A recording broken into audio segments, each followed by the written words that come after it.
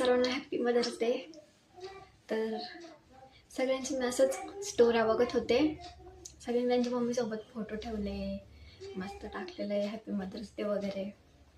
पण मी एक पण स्टोरी नाही ठेवलेली अजून.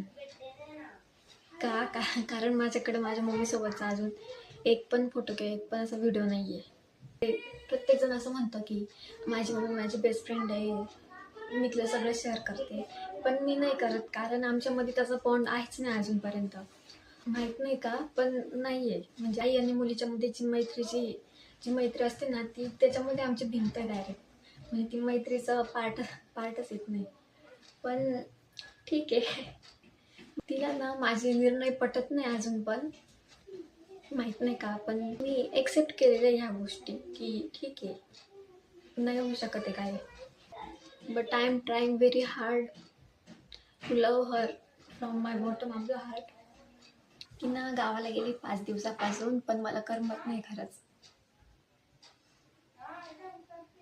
ती ना संध्याकाळी येणार घरी गावावरून, आणि ती जेव्हा येईल ना, ती मी तिला आल्याला पहिले मदर्स डे विश करणार आहे. आणि विश करताना मी व्हिडिओ पण काढणार आहे तो, आणि तो पण मी टाकेल, नक्की टाकेल.